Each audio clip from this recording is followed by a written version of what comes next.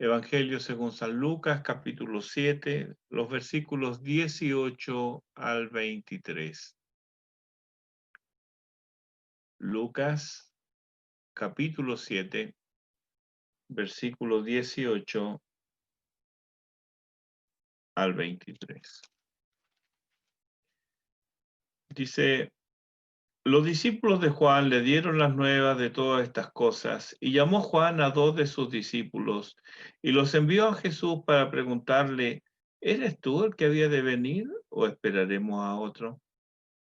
Cuando pues los hombres vinieron a él, dijeron, Juan el Bautista nos ha enviado a ti para preguntarte, ¿eres tú el que había de venir o esperaremos a otro?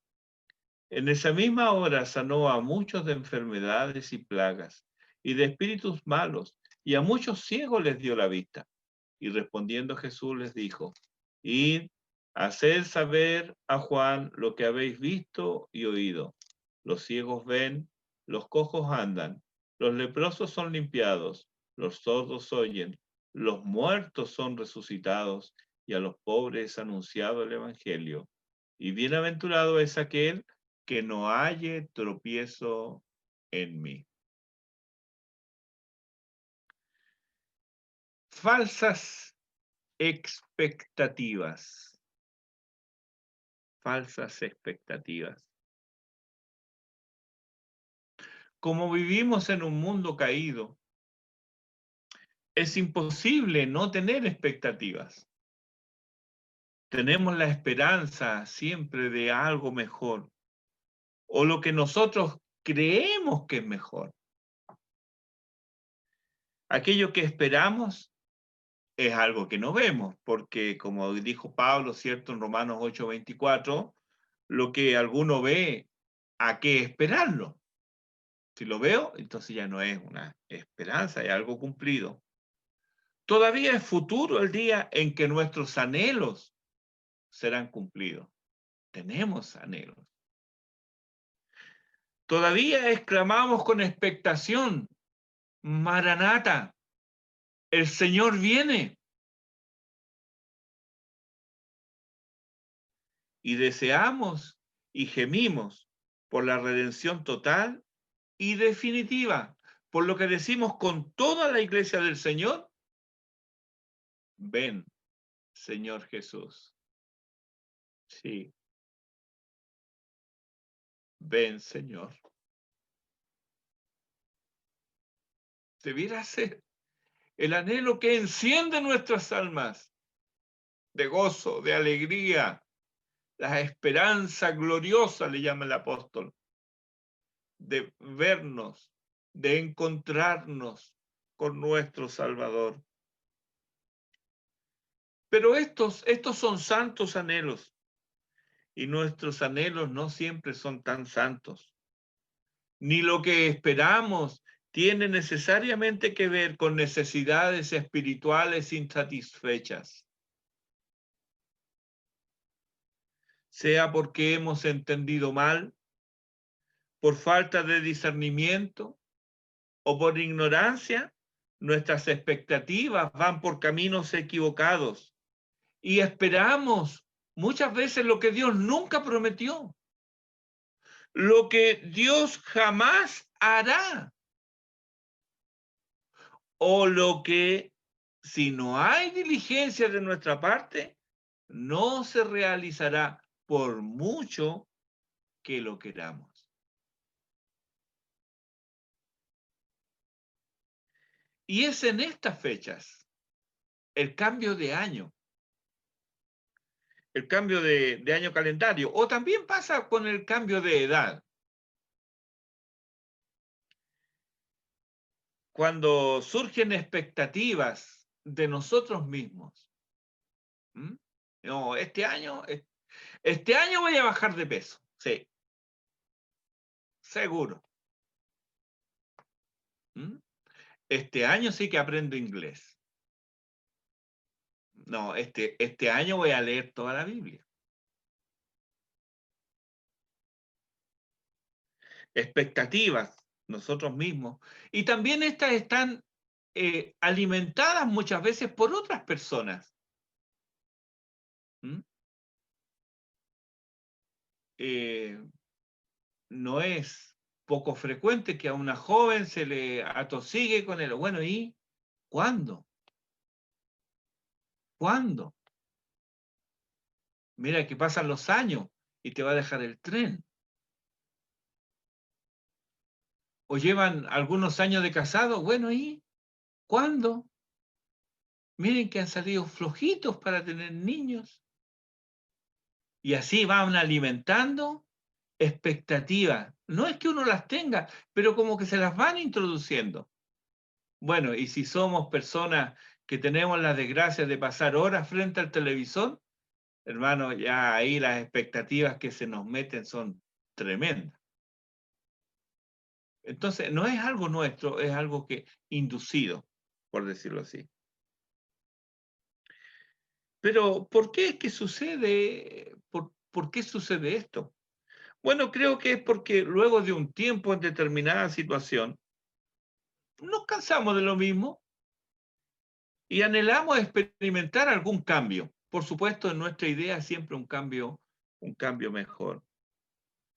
Una situación parecida era por la que atravesaba Juan el Bautista. Juan había acrecentado la expectativa del pueblo. ¿Por qué? Porque este era un pueblo sometido a un poder extranjero y pagano.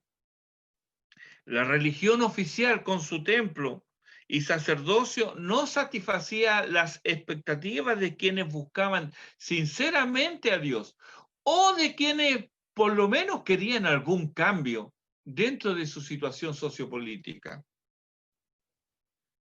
El mensaje de Juan era directo, sencillo y confrontador. Decía las cosas por su nombre y llamaba a ellos, a los judíos y a quienes quisieran escuchar, que debían arrepentirse. Ese era su llamado, ese era su mensaje. Debían dejar de hacer lo malo y debían aprender a hacer el bien. La gente reaccionaba al mensaje. Decía, ¿qué haremos luego de escuchar al Bautista?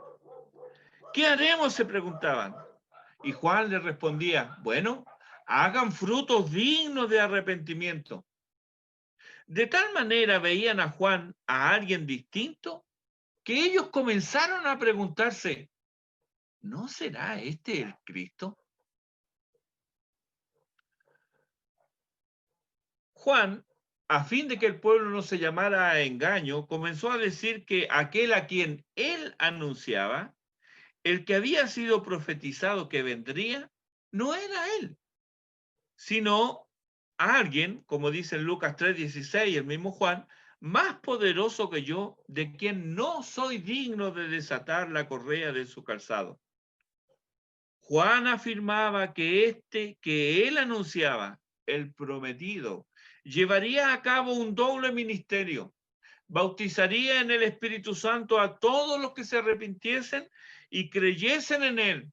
Pero también, dice en el versículo 17, quemará la paja en fuego que nunca se apagará.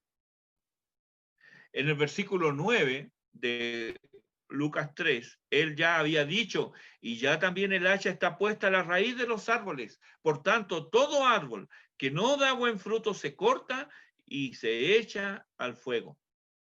De estas expresiones se desprende claramente que él creía que el juicio era inminente y que la ejecución de la ira de Dios la contemplarían en breve sus propios ojos. Él vería esto.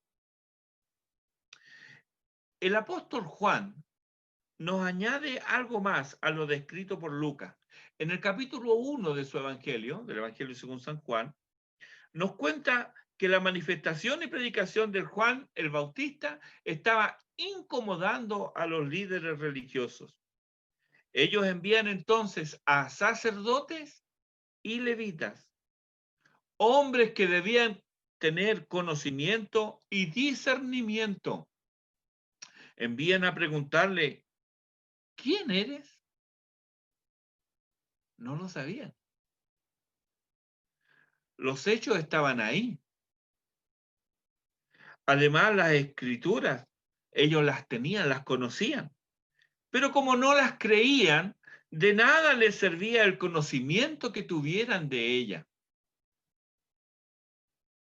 Juan niega que sea el Cristo y les remite a la profecía de Isaías 40, versículo 3. Dice ahí, voz que clama en el desierto, preparad camino a Jehová, enderezad calzada en la soledad a nuestro Dios. Juan negó ser el Cristo, pero no ignoraba que su presencia y revelación era inminente. Los versículos 29 al 34 del Evangelio de Juan, capítulo 1, dicen lo siguiente. El siguiente día vio Juan a Jesús que venía a él y dijo, he aquí el Cordero de Dios que quita el pecado del mundo. Este es aquel de quien yo dije, después de mí viene un varón, el cual es antes de mí, porque era primero que yo, y yo no le conocía, mas para que fuese manifestado a Israel, por esto vine yo bautizando con agua. También dio testimonio Juan diciendo, vi al Espíritu que descendía del cielo como paloma y permaneció sobre él, y yo no le conocía. Pero el que me envió a bautizar con agua, aquel me dijo, sobre quien veas descender el Espíritu y que permanece sobre él, ese es el que bautiza con el Espíritu Santo. Y yo le vi, dice Juan, y he dado testimonio de que este es el Hijo de Dios. Este es Juan el Bautista dando testimonio. Podríamos nosotros preguntar, bueno, pero ¿quién te lo dijo, Juan? ¿De dónde sacas esto? ¿Cómo lo sabes? Y él no habría respondido, me lo dijo el Padre. Y sabes, además vi que descendía sobre él el Espíritu Santo. Ahora sí, habría dicho Juan, lo sé, él es el Hijo de Dios. Nunca hubo tanta certeza en Juan el Bautista. Él había sido el precursor del Cordero de Dios que quita el pecado del mundo. Tú y yo pasamos por momentos de certezas semejantes. No lo conocíamos, pero se nos reveló como el Cordero de Dios que quita el pecado del mundo, como el que tiene poder para perdonar pecados y bautizar con el Espíritu Santo.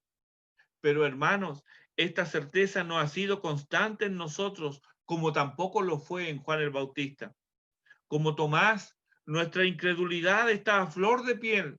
Y como Pedro, comenzamos a hundirnos, tampoco despegamos la vista de la mirada del Salvador. Y hasta llegamos al extremo de negarnos con nuestras palabras y nuestras obras. Juan el Bautista fue comisionado por Dios, pero siguió siendo humano, sujeto a las mismas pasiones y tentaciones a los que nos vemos sometidos el resto de los creyentes. Aquí tenemos a un hombre de Dios que quiere hacer la voluntad de Dios. En palabras de Jesús, es el mayor de los profetas, Lucas 7, 28. Y él no había suavizado el mensaje.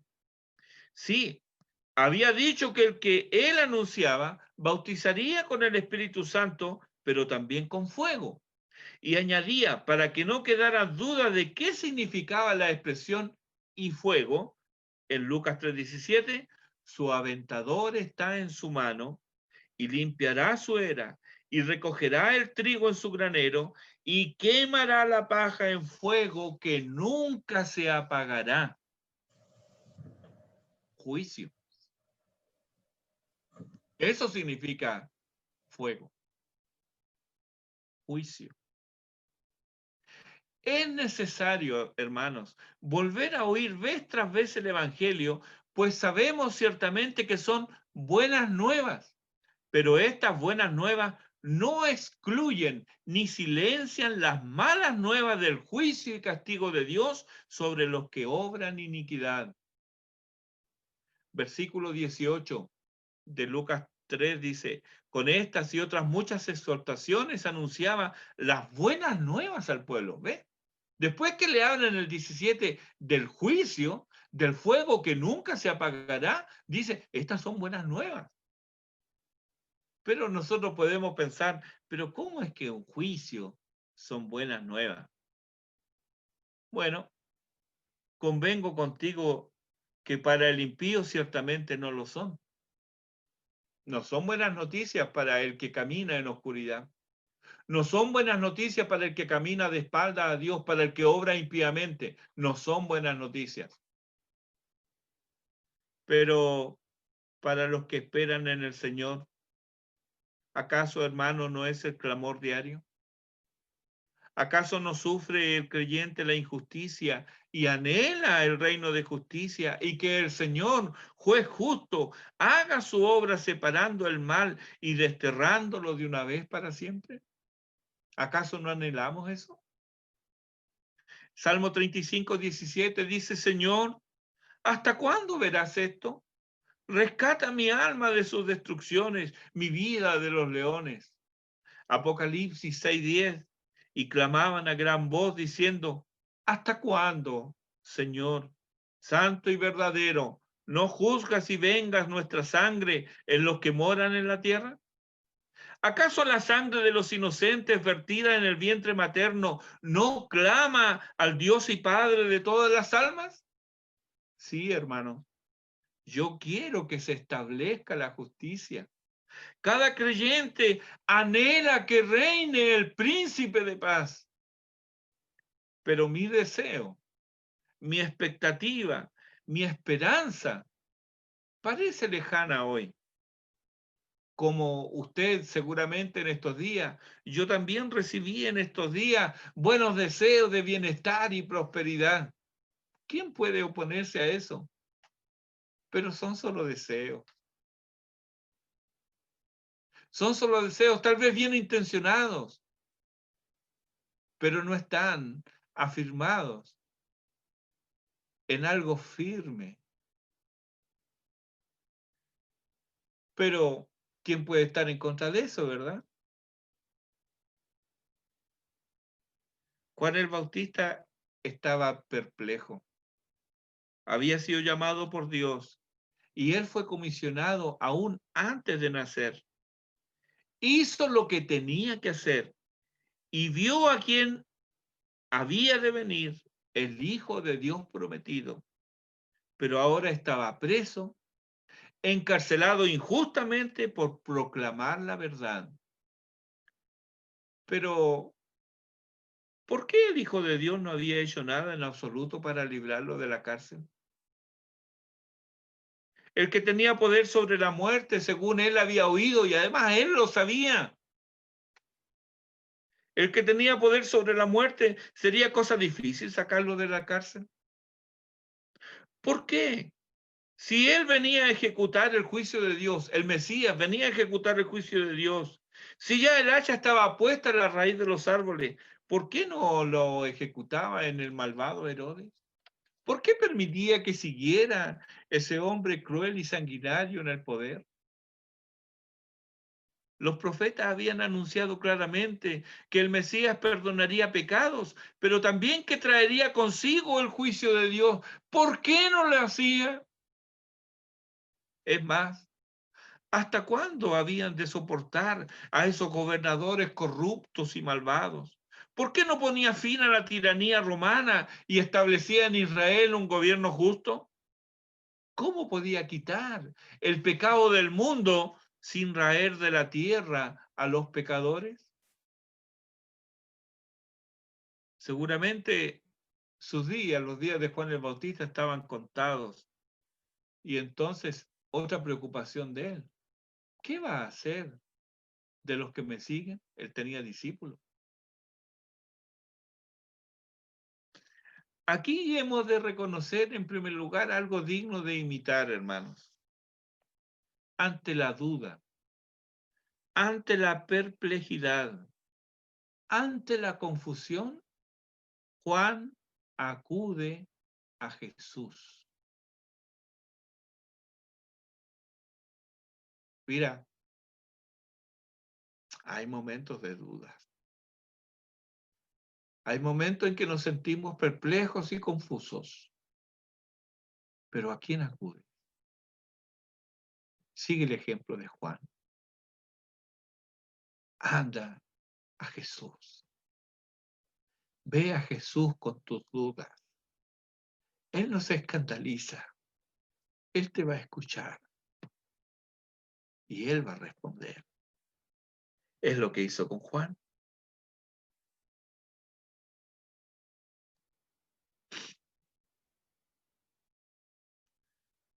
Si hubiera podido, Juan, sin duda alguna, habría ido él mismo,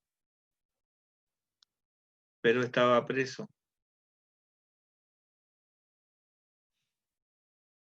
Y ahí preso él había oído cómo había sanado a un esclavo que estaba moribundo, un esclavo de un militar romano, ¿cierto? Había estado a punto de morir. En los primeros versículos del capítulo 7 nos lo dice.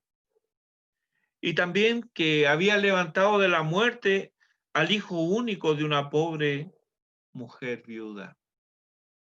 Esas cosas son las que sus discípulos le dicen a Juan. Eso debe haber pensado Juan. Eso encaja con el Mesías. Pero, ¿qué pasa con el juicio? Leemos el versículo 18 de Lucas 7. Y llamó Juan a 2 de sus discípulos y lo envió a Jesús para preguntarle, ¿eres tú el que había de venir o esperaremos a otro? Juan no es el único con estas preguntas. Juan conocía las escrituras, pero le faltaba claridad respecto de ellas. Pedro nos dice que los profetas inquirieron y diligentemente indagaron acerca de esta salvación. 1 Pedro 1:10. Ellos no tenían todo claro. Fueron usados por Dios, pero no lo sabían todo. Necesitaban luz respecto de la revelación que Dios les daba. Igual nos ocurre a nosotros. Pero, ¿qué ocurre si estas falsas expectativas son por ignorancia o información errada? Es distinto de falta de luz. ¿Cuántos hay que, ignorando la gravedad del pecado, han establecido niveles de maldad en mínimos aceptables, pensando que Dios también hará esa diferencia? Razonan, bueno, lo que yo hago, sí, no es bueno, pero no es tan malo como lo que hace fulano.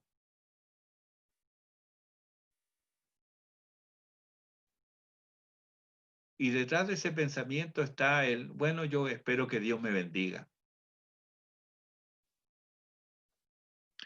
¿Dónde ha dicho Dios que bendecirá al pecador impenitente? ¿Cómo podemos tener esa expectativa? ¿Por qué tenemos estas ideas tan arraigadas en nosotros? No puede extrañarte entonces que no goces de su bendición por mucho que la desees. Estar en desobediencia frente a lo que Dios te ha revelado. No puedes gozar de la bendición de Dios porque Dios nunca ha prometido bendecir al pecador impenitente. Entonces, estás ignorando el propósito de Dios. También están los que creen que por servir a Dios serán preservados de todo mal. Otra expectativa. Asumen que la fidelidad de Dios se manifiesta en librarnos de dolor, en sanarnos de la enfermedad, en apartarnos del duelo o impedir que pasemos necesidades. Hermano, ¿no has leído la respuesta que Job le dio a su mujer cuando le expresó una idea semejante? En Job capítulo 2, versículo 10 dice, ¿recibiremos de Dios el bien y el mal no lo recibiremos? Eclesiastés 7, versículos 13 y 14 dice, mira la obra de Dios, porque ¿quién podrá enderezar lo que él torció? En el día del bien, goza del bien, y en el día de la adversidad, considera. Dios hizo tanto lo uno como lo otro, a fin de que el hombre nada halle después de él.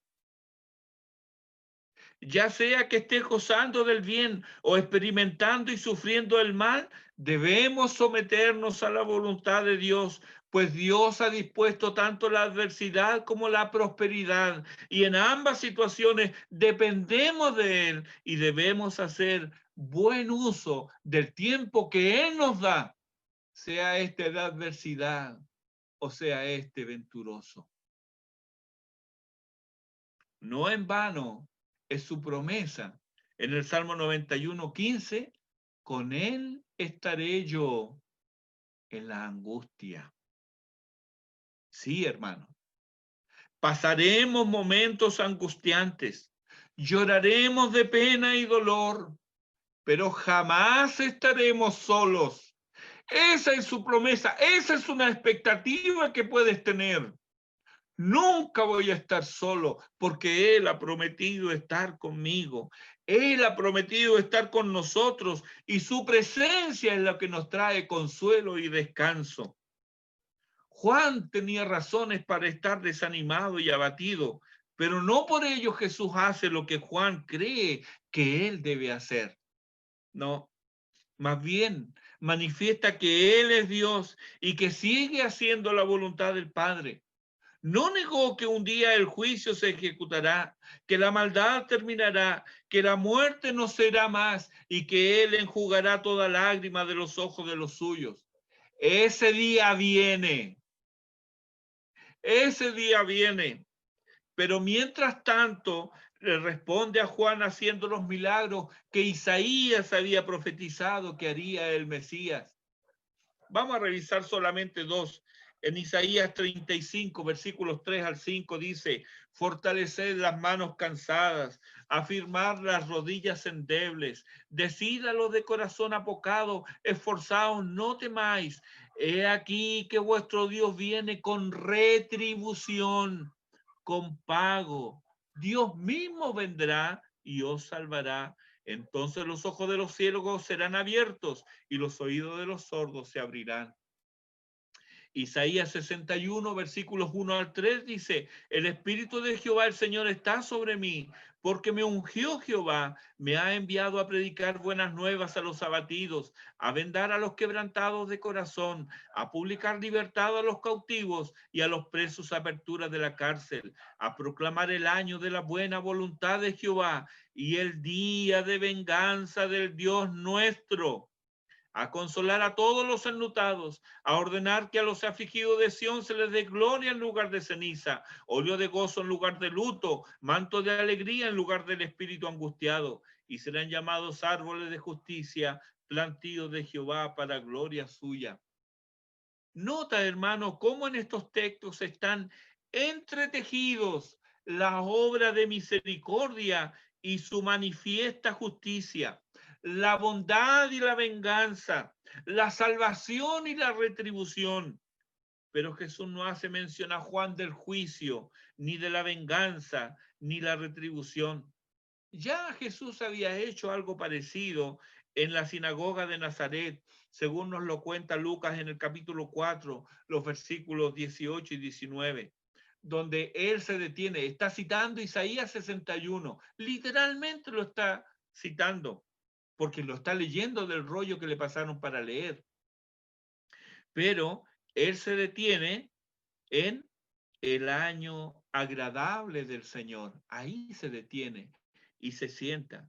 Y no continúa con lo que viene, que es el día de la venganza de nuestro Dios. Y en el versículo 21 del mismo pasaje, Lucas 4, dice, hoy se ha cumplido esta escritura delante de vosotros. Es como que le dijera entonces a Juan, sí, yo soy el Mesías y hago lo que el Mesías debe hacer. Y si esto está profetizado, en parte lo estoy haciendo, pero se cumplirá totalmente en el futuro. Es que hay prioridades. Y una de ellas es, ¿cuál fue la misión? Él lo dijo. Él vino a buscar y a salvar lo que se había perdido. Lucas 19:10. Es la predicación del Evangelio lo que tiene prioridad por sobre la ejecución del juicio de Dios.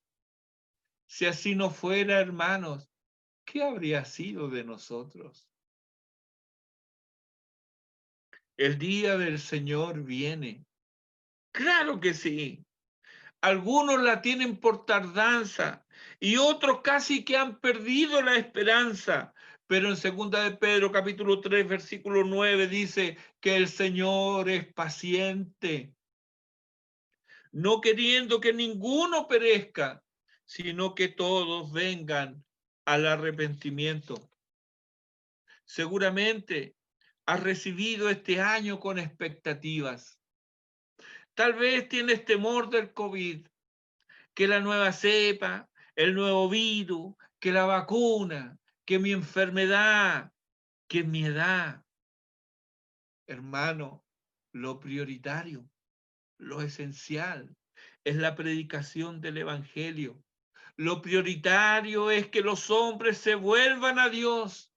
Pero, ¿quién predicará si tú no lo haces? Romanos 10:14 nos cobra vigencia ante nuestros ojos. ¿Cómo pues invocarán a aquel en el cual no han creído? ¿Y cómo creerán en aquel de quien no han oído? ¿Y cómo oirán sin haber quien les predique? Hay muchos muy asustados por la enfermedad, pero no tienen temor de la plaga del pecado. Quieren estar limpios por fuera, pero por dentro están llenos de pudrición y muerte. Tal vez escapemos del COVID, pero ninguno de nosotros escapará al pecado.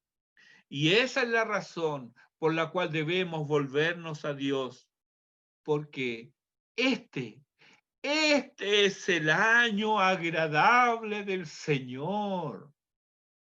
Sí, hay injusticias, hay violencia y corrupción, pero Dios hoy salva. Hoy Dios salva. Él vino a buscar y a salvar lo que se había perdido. Y es tu tarea y mi tarea anunciar esta verdad de Dios. Él hoy salva, pero mañana ejecutará su juicio. Él no dejará sin castigo a los asesinos de cristianos en Sudán, en Nigeria, en Pakistán y en tantos otros lugares. No, ellos tendrán su retribución. El día de la venganza de nuestro Dios viene.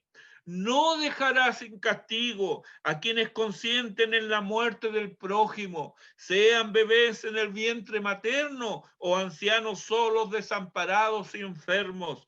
Y estas, hermanos, son leyes promovidas en nuestro país. ¿Cómo podemos esperar que Dios bendiga a nuestra nación? Esa es una falsa expectativa. Podemos esperar solo el juicio de Dios sobre nuestra nación, pero nosotros debemos proclamar el año agradable del Señor. Mientras se dilata el juicio de Dios, debemos proclamar la misericordia de Dios sobre quienes se vuelven a Él. Cada uno de nosotros hoy goza del bien y son muchos quienes en medio de circunstancias difíciles fueron y son prosperados. Pero no te equivoques, no eres prosperado porque te lo mereces. Dios no suple tus necesidades ni oye tus oraciones porque tú seas fiel. No, Él lo hace porque Él es infinitamente bueno. Y a esta patria que Dios nos dio y nos empeñamos por destruir, eligiendo parlamentarios inútiles, malvados y sinvergüenzas, Dios da abundante alimento y sustenta aún a los malvados. Mateo 5:45 nos dice que hace salir su sol sobre malos y buenos y que hace llover sobre justos e injustos. Así que no comiences el año con falsas expectativas. No pongas tu esperanza en ilusiones vanas. Fija tus ojos en Cristo y aférrate a la palabra de Dios. Sin importar lo que pase en tu vida o lo que pase a tu alrededor, recuerda, por ejemplo, el Salmo 103, versículos 8 al 13, misericordioso y clemente es Jehová, lento para la ira y grande en misericordia. No contenderá para siempre, ni para siempre guardará el enojo.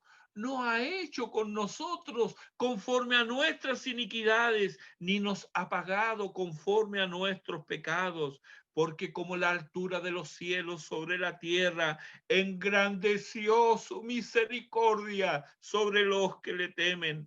Cuánto está lejos el oriente del occidente, hizo alejar de nosotros nuestras rebeliones. Como el Padre se compadece de los hijos, se compadece Jehová de los que le temen. Esa es palabra del Señor.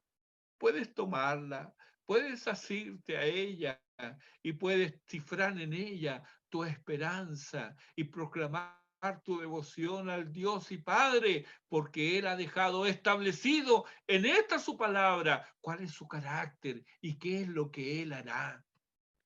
Pero no debemos dejar de decir con Isaías en 1:18, venid luego, dice Jehová, y estemos a cuenta. Es la invitación del Salvador, es la invitación del Redentor, es la invitación del Rey de Gloria. Venid luego y estemos a cuenta. ¿Qué cuenta vamos a dar? Es como alguien que está en bancarrota y es llamado al banco. A ver, mire, arreglemos cuenta. ¿Qué cuenta si no tengo nada? Estoy en quiebra, yo les debo. Pero aquí está lo maravilloso del Evangelio. Estemos a cuenta. ¿Sabe por qué? Porque esa tremenda carga de pecado, esa tremenda deuda ha sido saldada por Cristo Jesús en la cruz del Calvario. Por eso es que podemos decir con el profeta, venid luego, dice Jehová, y estemos a cuenta. Si nuestros pecados fueren como la grana, como la nieve serán emblanquecidos. Si fueren rojos como el carmesí, vendrán a ser como blanca lana. Y quiero que recuerdes, tú que todavía no vienes al Señor, Juan 6:37, todo lo que el Padre me da vendrá a mí. Y graba esto en tu mente, en tu corazón. Y el que a mí viene, no le he hecho fuera. Esa es una expectativa cierta y segura para comenzar este año. ¿Estás lejos del Señor? Mira, ven a Él. Si tú vienes a Él, te aseguro, en el nombre del Señor, Él no te rechazará. Porque el que va a Él le recibe. Me recibió a mí. Y ha recibido a tantos. Y sigue recibiendo. ¿Sabe por qué? Porque este es todavía el año agradable del Señor. Y todos juntos, los creyentes, oramos y decimos, venga tu reino, venga tu reino, hágase tu voluntad, como en el cielo, así también sea hecha en la tierra. Sí, ven Señor Jesús, te anhelamos y esperamos. Amén. Oremos.